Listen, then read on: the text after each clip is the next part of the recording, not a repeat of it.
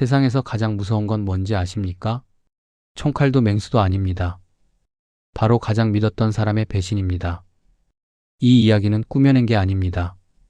제가 직접 겪은 실화입니다. 새벽 지하 주차장에서 제 등을 찔러온 칼날, 그리고 경찰이 잡아온 범인의 배후. 그건 다름 아닌 20년을 함께 산 제 아내였습니다. 게다가 그날 새벽 돌아가신 할아버지가 꿈에 나타나 저에게 이렇게 말씀하셨습니다. 조심해라. 그 경고가 제 목숨을 지켰습니다. 제 이름은 김태성, 올해 50입니다. 서울 외곽에서 작은 건축 자재점을 운영하며 살고 있었죠. 건축 자재업을 시작한 건 25살 때였습니다. 아버지가 평생 건설업에 종사하셨거든요. 어려서부터 아버지를 따라 현장을 다니다 보니 자연스럽게 이 업종에 발을 들여놓았죠. 처음엔 다른 자재상에서 배송기사로 일했어요. 하루 종일 무거운 자재들을 나르고 건설 현장 먼지를 마시며 일했지만 언젠가는 내가 직접 사업을 해보겠다는 꿈이 있었습니다. 그 꿈을 이룬 건 결혼한 지 3년 뒤였어요. 순이와 함께 아껴 모은 3천만 원으로 작은 자재상을 차렸죠. 여보, 우리 정말 해볼 수 있을까요? 당연하지. 성실하게만 하면 반드시 성공할 거야. 새벽 5시에 일어나서 시멘트, 철근, 자재들을 트럭에 싣고 곳곳의 건설 현장을 다니며 배송하는 일을 25년째 해왔죠. 초창기엔 정말 힘들었어요. 하루에 서너 개 현장을 돌아다녀야 했고 무거운 자재들을 손수 나르다 보니 허리와 무릎이 아프기 일쑤였죠. 그래도 행복했습니다. 일이 끝나고 집에 돌아오면 순이가 따뜻한 밥상을 차려놓고 기다리고 있었거든요.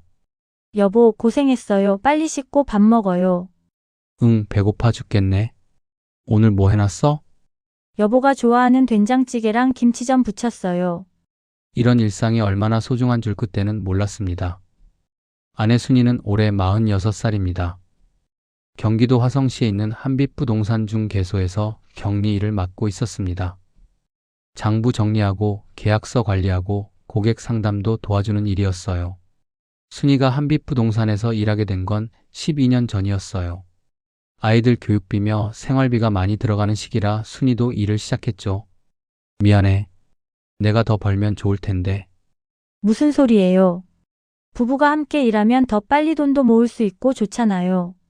그리고 지금 일이 너무 재미있어요. 그때만 해도 순이는 정말 현명하고 믿음직한 아내였습니다. 아내 순이와는 25에 만나서 27에 결혼했습니다. 처음 만난 건 친구 소개였어요. 그때 순이는 옷가게에서 일하고 있었는데 단아하고 차분한 모습에 첫눈에 반했죠. 안녕하세요. 김태성이라고 합니다. 안녕하세요, 이순희예요. 교제 기간은 2년이었어요.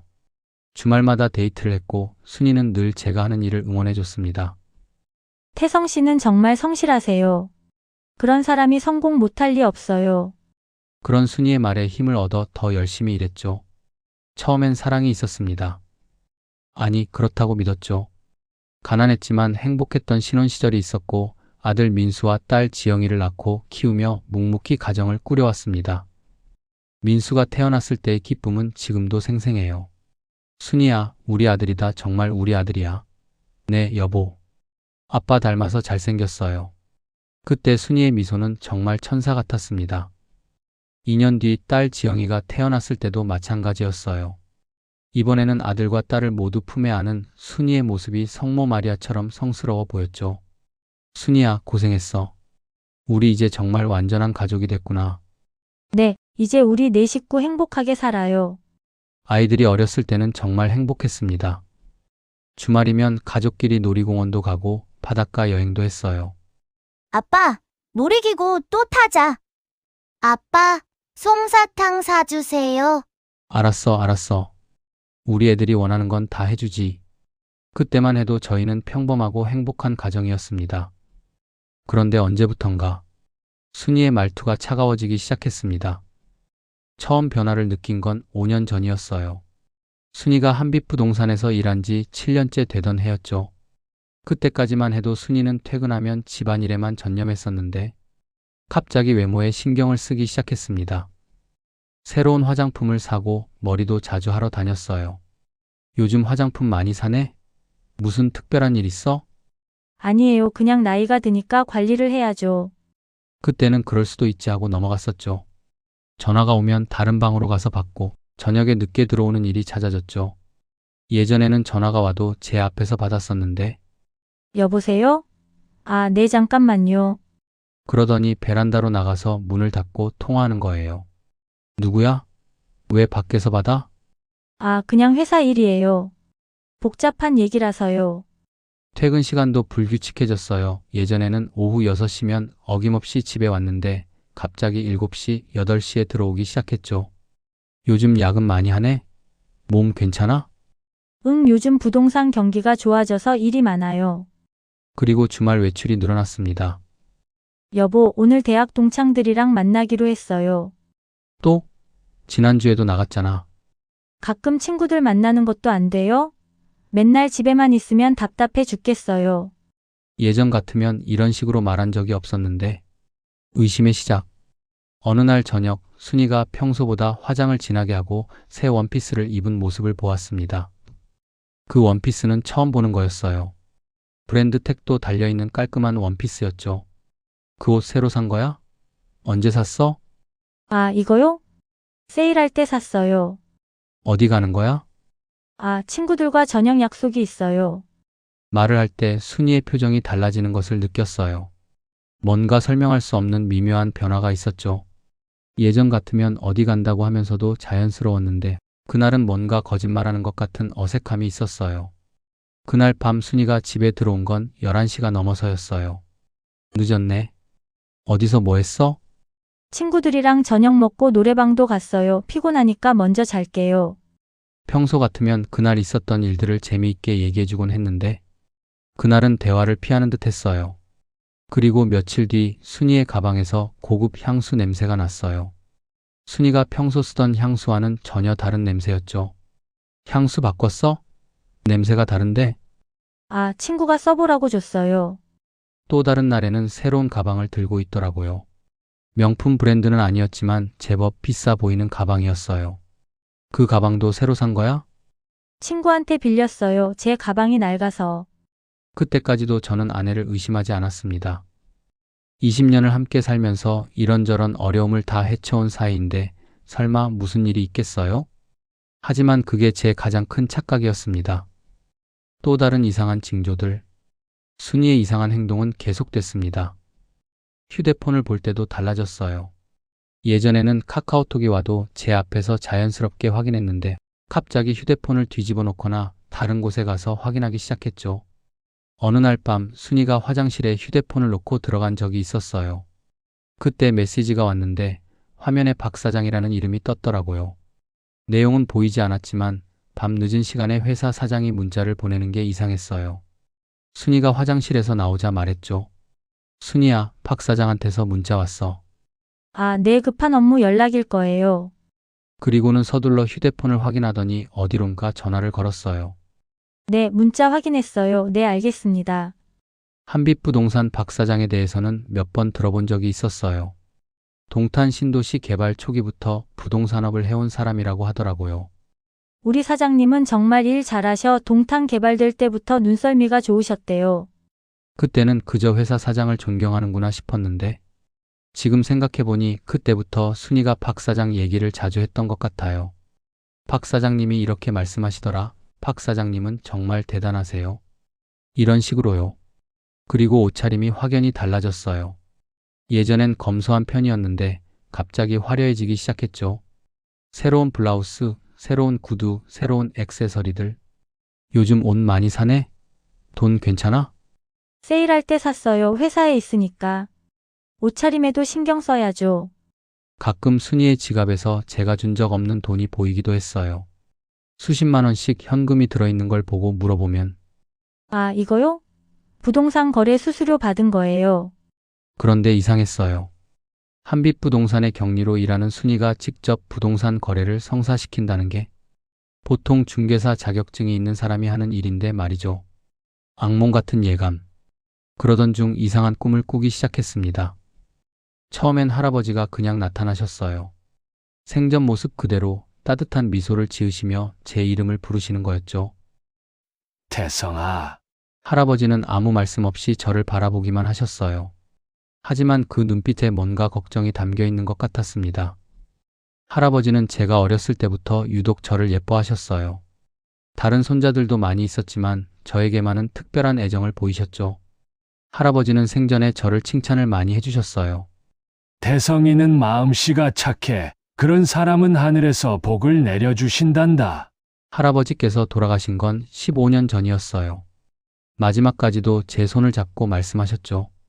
태성아, 사람으로 태어났으면 제대로 살아야 한다. 선한 끝은 있어도 악한 끝은 없단다. 그때는 단순히 인생의 교훈을 주시는구나 했는데 꿈은 매일 밤 계속됐어요. 둘째 날에는 할아버지가 뭔가 초조해 하시는 것 같았고 셋째 날에는 입술을 움직이시는데 소리가 들리지 않았어요. 넷째 날에는 할아버지가 고개를 저으시며 걱정스러운 표정을 짓고 계셨습니다. 그리고 사건 전날 밤 꿈속의 할아버지 모습이 완전히 달라졌습니다. 평소의 자상한 모습이 아니라 무서울 정도로 엄한 표정이셨어요. 태성아, 뒤를 조심하거라. 그 말씀을 하실 때 할아버지의 눈에서 번개 같은 빛이 번쩍였어요.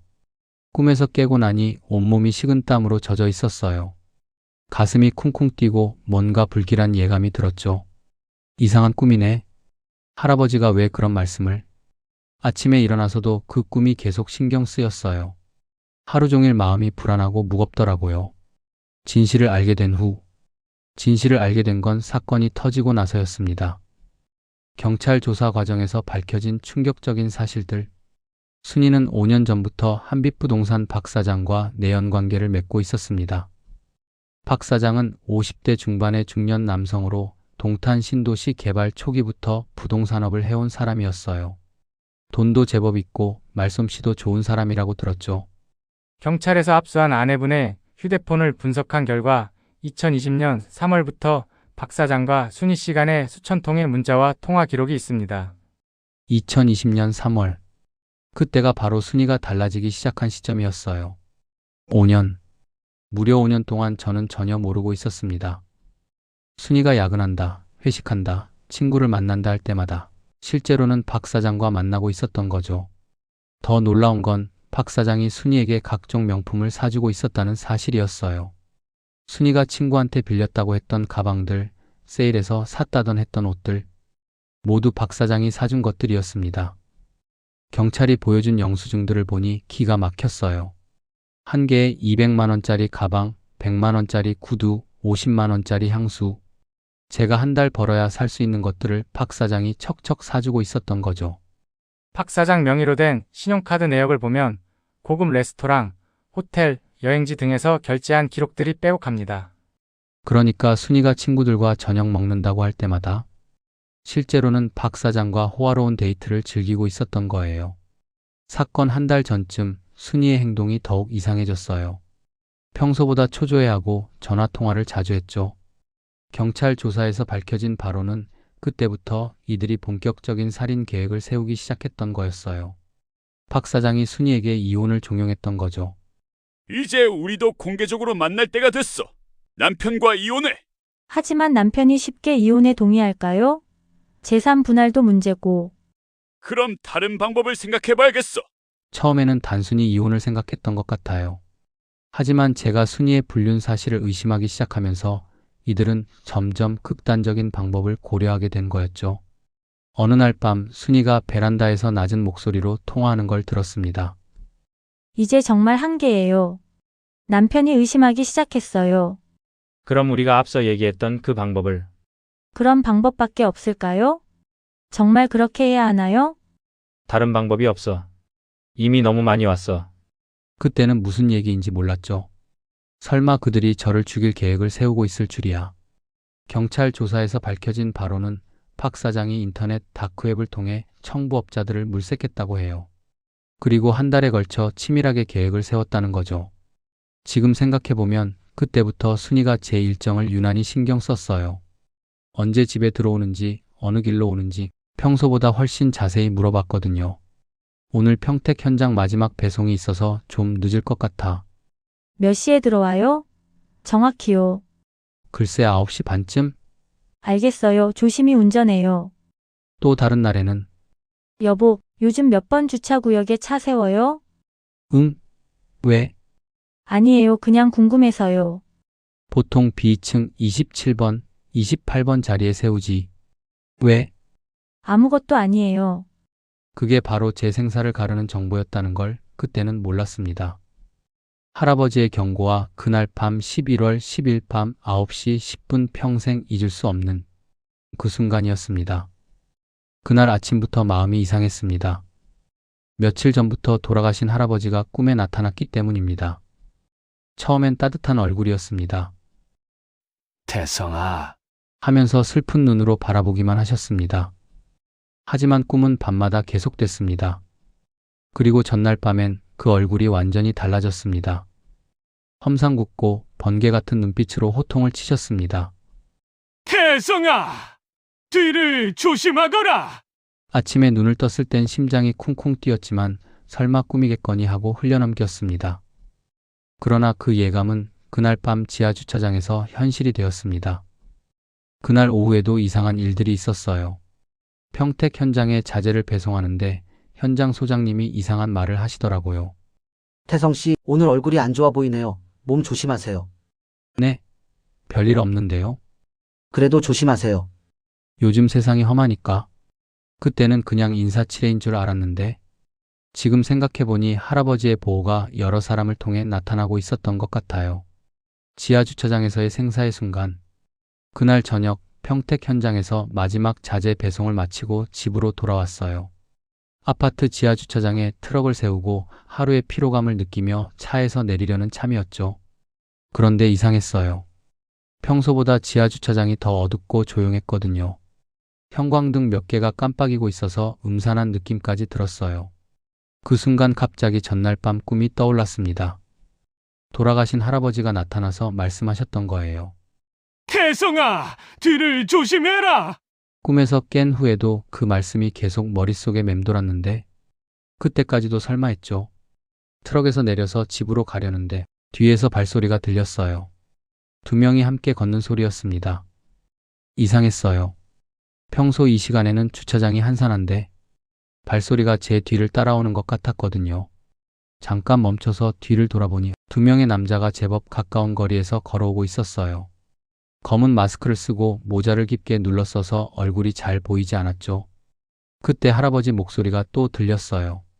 조심해라, 태성아. 김태성 씨 맞죠? 뒤돌아보니 전혀 모르는 두 남자가 서 있었어요. 30대 초반과 20대 후반으로 보이는 남자들이 검은 마스크를 쓰고 모자를 깊게 눌러 쓰고 있었죠. 네. 그런데 누구세요? 무슨 일이신가요? 죄송합니다. 부탁받은 일이 있어서요. 그 순간 번뜩이는 게 보였어요. 과도였습니다. 두 명 다 손에 칼을 들고 있었어요. 할아버지의 경고가 떠오르면서 본능적으로 몸을 피했습니다. 그렇지 않았다면 첫 번째 칼에 목숨을 잃었을 거예요. 찍, 찍. 날카로운 칼날이 제 목과 가슴을 향해 무차별적으로 들어왔어요. 도와주세요. 사람 살려요. 하지만 지하주차장에는 아무도 없었어요. 1번, 2번, 6번, 7번. 칼날이 제 몸을 파고들 때마다 뜨거운 피가 흘러내렸습니다. 뜨거운 게 온몸에서 흘러내렸습니다. 목, 가슴, 팔, 등. 온몸이 칼에 찔렸어요. 살려주세요, 제발. 범인들은 제가 쓰러지자 맥박을 확인하더니 급히 도망쳤습니다. 칼날이 들어올 때마다 의식이 흐려졌습니다. 하지만 이상하게도 완전히 정신을 잃지는 않았어요. 아, 이렇게 죽는구나. 그런 생각이 들면서도 할아버지의 목소리가 계속 들렸습니다. 아직 때가 아니다. 포기하지 마라. 피가 콸콸 쏟아져 나왔지만 기적적으로 급소는 비켜간 것 같았어요. 목의 칼자국은 경동맥을 아슬아슬하게 비켜갔고 가슴의 상처들도 심장이나 폐를 관통하지는 않았던 거죠. 의식이 가물가물해지는 가운데서도 할아버지의 목소리가 계속 들리는 듯 했어요. 범인들이 도망간 후 얼마나 지났을까요? 지하 주차장을 순찰하던 경비원 김 씨가 저를 발견했습니다. 어머나, 이게 무슨 피가 이렇게? 여보세요? 119요? 김 씨는 20년째 우리 아파트에서 경비원으로 일하신 분이에요. 평소에도 인사를 나누던 사이였죠. 태성 씨, 정신 차리세요. 119에 신고가 들어가고 응급차가 달려왔어요. 의식이 가물가물한 상태에서도 응급실로 이송되는 게 느껴졌습니다. 혈압 떨어져요. 수혈 준비하고 응급수술 들어갑니다. 맥박이 약해지고 있어요. 더 빨리! 이 상태로는 위험해요. 수술실로 들어가면서도 할아버지 목소리가 들리는 듯 착각이 들었어요. 12시간의 응급수술 의사들도 기적이라고 말했어요. 수술을 집도한 외과 과장님이 나중에 말씀해 주셨어요. 정말 기적입니다. 10여 차례나 칼에 찔렸는데 주요 장기나 혈관 손상이 거의 없었어요. 목에 난 상처가 가장 위험했다고 하더라고요. 목의 상처는 경동맥에서 불과 2mm 떨어진 곳이었습니다. 조금만 더 깊었다면 말을 잇지 못하시더라고요. 가슴의 상처들도 마찬가지였어요. 가슴에 7군데나 찔렸는데 모두 심장과 폐를 비켜갔어요. 의학적으로 설명하기 어려운 일입니다. 간호사들도 신기했어요. 보통 이 정도 상처면 정말 운이 좋으셨어요. 하지만 저는 알고 있었습니다. 이게 단순한 운이 아니라는 걸.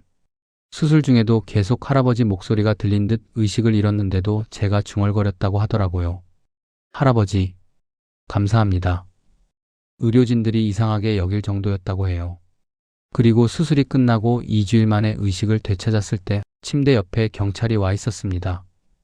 김태성 씨의 의식이 돌아오셨군요. 저는 살았나요? 네, 다행히 생명에는 지장이 없습니다. 범인을 잡았습니다. 범인을 잡았나요? 네, 청부업자 배모 씨와 김모 씨 2명을 인천에서 체포했습니다. 청부업자요? 그런데 의뢰인을 들으시면 큰 충격을 받으실 겁니다. 가슴이 쿵 내려앉는 느낌이었어요.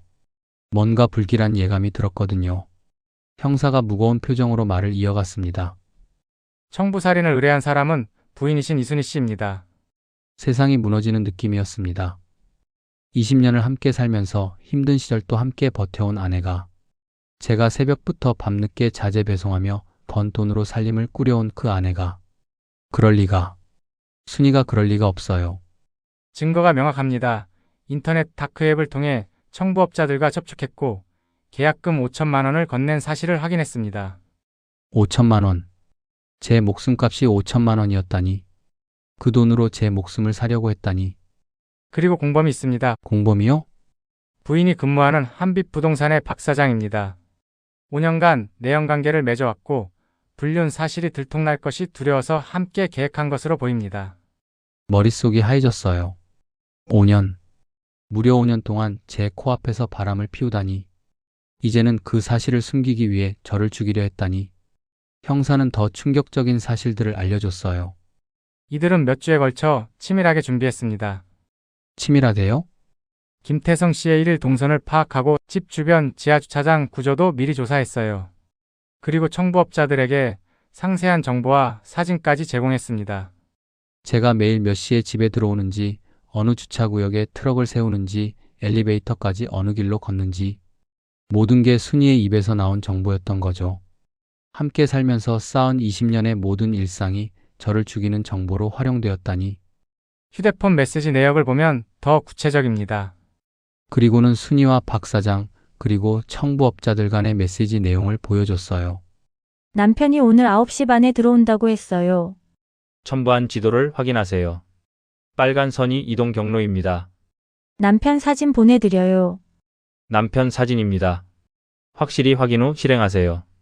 읽을수록 소름이 돋았어요. 아내가 직접 제 사진을 보내고 제 동선을 알려주고 저를 죽이기 위한 모든 정보를 제공했다니. 박 사장이 자금을 댔고 부인이 실행 정보를 제공했습니다. 둘 다 살인교사 혐의로 구속영장을 신청했어요. 그 순간 모든 게 이해되었습니다. 순이가 왜 그렇게 제 일정을 자세히 물어봤는지, 왜 그렇게 초조해했는지, 모든 것이 이 계획을 위한 준비였던 거죠. 며칠 후 형사는 더 많은 사실들을 알려줬어요. 수사 과정에서 더 많은 사실이 밝혀졌습니다. 또 뭐가 있나요? 박 사장과 부인은 이미 새로운 삶을 계획하고 있었습니다. 부인 명의로 제주도에 펜션 계약까지 해놓은 상태였어요. 제주도 펜션. 순이가 얼마 전에 제주도 여행 가고 싶다고 했던 말이 떠올랐어요. 그때는 단순한 여행 소망인 줄 알았는데. 그리고 부인이 몇 달 전부터 김태성 씨 명의의 보험을 추가로 가입했다는 사실도 확인됐습니다. 보험을요? 네, 사망보험금 3억 원 규모입니다. 수익자는 당연히 부인이고요. 3억 원. 제 목숨을 3억 원으로 계산하고 있었던 거네요. 청부살인에 5천만 원 쓰고 3억 원을 받아서 2억 5천만 원을 남기려 했던 거더군요. 보험 가입 당시 부인이 한 말도 기록에 남아 있어요. 남편이 건축자재 배송 일을 하니까 위험하잖아요. 혹시 모를 일에 대비해야죠. 그때는 걱정하는 아내인 줄 알았는데 실제로는 저를 죽일 계획을 세우면서 한 말이었던 거예요. 또한 박 사장은 부인에게 해외 도피까지 제안했던 것으로 보입니다. 태국이나 필리핀으로 가자. 거기서 새로 시작하면 돼. 정말 그럴 수 있을까요? 걱정 마. 내가 다 준비해놨어. 너는 그냥 평소처럼 행동하기만 하면 돼. 12주간의 치료를 받으면서 많은 생각을 했습니다. 입원한 첫 주에는 분노가 컸어요. 어떻게 이럴 수가 있지? 20년을 함께 산 게 그렇게 쉽게 버려질 수 있나? 하지만 점점 마음이 달라졌어요. 10여 차례나 칼에 찔렸는데도 목숨을 건진 게 의학적으로도 기적이라고 의사들이 계속 말했거든요. 1~2mm만 더 깊이 들어갔어도 위험했을 겁니다. 정말 운이 좋으셨어요. 하지만 저는 알고 있었습니다. 이게 단순한 운이 아니라는 걸. 병실에서 회복하는 동안 할아버지 생각을 많이 했어요. 어렸을 때 할아버지는 유독 나를 예뻐하셨어요. 제가 7살 때 일이에요. 동네 개에게 물린 적이 있었는데 할아버지가 업고 병원까지 뛰어가셨거든요. 우리 태성이 괜찮아질 거야. 할아버지가 지켜줄게. 그때도 지금도 할아버지는 저를 지켜주고 계셨던 거예요. 어렸을 때 할아버지는 늘 이런 말씀을 하셨죠. 사람으로 태어났으면 제대로 살아야 한다. 선한 끝은 있어도 악한 끝은 없단다. 그때는 그냥 옛날 얘기려니 했는데 정말이었습니다. 입원 중에 많은 사람들이 문병을 왔어요. 건설 현장에서 만난 사람들, 동네 이웃들, 모두들 정말 죽을 뻔했는데 살아나서 다행이다라고 했죠. 현장 소장님들도 오셨어요. 태성 씨 정말 큰일 날 뻔했네요. 앞으로 더 조심하세요. 우리 현장에서는 태성 씨 없으면 안 되거든요. 빨리 나으세요. 평소 자재를 배송하면서 인사하던 건물 경비원 아저씨들도 오셨고요. 태성 씨 평소에 우리한테 잘해주셨잖아요. 그래서 하늘에서 도와준 거예요. 그 중에서 가장 기억에 남는 말은 현장 인부박 아저씨가 하신 거였어요. 태성이 너는 평소에 사람들한테 잘해줬잖아. 그래서 조상님이 지켜주신 거야. 맞았습니다. 저는 자재 배송을 할 때마다 현장 인부들을 친형제처럼 대했어요. 더운 여름에는 음료수를 사주고 추운 겨울에는 호빵을 사서 나누기도 했죠. 비 오는 날에는 우산을 빌려주기도 하고 인부들이 다치면 병원까지 데려다 주기도 했어요. 태성 씨는 정말 마음이 착해요. 우리 같은 사람들도 사람 대접해 주시거든요. 다른 배송 기사들은 자재만 떨어뜨리고 가는데. 태성 씨는 직접 필요한 곳까지 옮겨다 주시고 돈이 많지는 않았지만 사람을 대할 때만큼은 정성을 다했습니다. 그런 마음들이 모여서 할아버지의 보호로 이어진 것 같아요. 태어나던 날 가장 먼저 간 곳은 선산이었습니다. 할아버지 묘소 앞에 무릎을 꿇고 절을 올렸죠. 할아버지 묘소는 경기도 양평에 있어요. 산 중턱에 자리 잡고 있어서 올라가기가 쉽지 않지만 할아버지가 생전에 좋아하시던 조용하고 아름다운 곳이에요. 할아버지, 손자를 살려주셔서 감사합니다. 그때 가을바람이 살랑 불어왔어요. 마치 할아버지가 고생했다고 말씀하시는 것 같았습니다. 묘소 앞에 앉아서 그간의 일들을 다 말씀드렸어요. 할아버지, 순이가 저를 죽이려고 했어요. 하지만 할아버지가 꿈에 나타나서 경고해 주셨죠. 덕분에 살 수 있었어요. 바람이 다시 불어왔어요. 이제 새로운 삶을 살아라 하는 것 같았어요. 순이와 박 사장은 결국 법의 심판을 받았습니다. 재판 과정에서 더 많은 사실들이 밝혀졌어요. 이들의 분류는 5년 전부터 시작됐지만 살인 계획은 6개월 전부터 세워진 거였어요. 피고인들은 6개월에 걸쳐 치밀하게 범행을 계획했습니다. 재판장에서 순이를 다시 본 순간 한때 사랑했던 여자의 모습은 온데간데 없고 냉혹한 살인 교사범의 모습만 있었어요. 순이는 끝까지 잘못을 인정하지 않았어요. 남편에 대한 사랑은 식었지만 죽이려 한 것은 아닙니다. 하지만 증거는 명확했어요. 다크웹 접속 기록, 청부업자와의 연락 내역, 돈거래 증거. 박 사장도 마찬가지였어요. 단순한 불륜 관계였을 뿐 살인 계획은 없었습니다. 하지만 그의 휴대폰에서 청부업자들과 주고받은 메시지들이 모두 발견됐죠. 살인교사 및 살인미수 혐의로 기소되었고 청부업자들과 함께 중형을 선고받았어요. 피고인 이순희는 20년간 함께 한 남편을 돈 때문에 죽이려 한 극악한 범죄를 저질렀습니다. 살인교 사죄로 징역 15년을 선고합니다. 순이는 15년, 박 사장은 12년, 청부업자들은 각각 18년과 20년을 선고받았어요. 처음에는 분노와 원망이 컸습니다. 어떻게 20년을 그렇게 쉽게 버릴 수 있지? 내가 뭘 잘못했다고?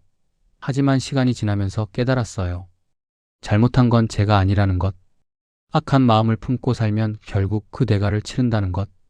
그리고 올바르게 살면 누군가 지켜준다는 것을. 이혼 절차를 밟으면서도 마음이 편해졌어요. 더 이상 순이를 미워하지도 않게 되었고요. 그로부터 3년이 지났습니다. 지금도 그날을 떠올리면 온몸에 소름이 돋습니다. 하지만 제 삶은 오히려 더 나아졌어요. 건축자재업은 여전히 운영하고 있어요. 하지만 이제는 더욱 정직하게, 더욱 성실하게 일하고 있습니다. 사건 이후로 오히려 일이 더 잘 되기 시작했어요. 제 이야기를 들은 건설업체들에서 그런 어려움을 겪고도 꿋꿋이 일하는 사람이라면 믿을 만하다며 더 많은 일을 맡겨주시거든요. 새로운 거래처들도 생겼어요. 태성 씨 얘기 들었어요. 정말 대단하시네요. 우리 회사 자재는 태성 씨한테만 맡기겠습니다. 현장 인부들과의 관계도 예전보다 더 깊어졌어요. 제가 큰일을 겪었다는 소문이 퍼지면서 다들 더 따뜻하게 대해주시거든요.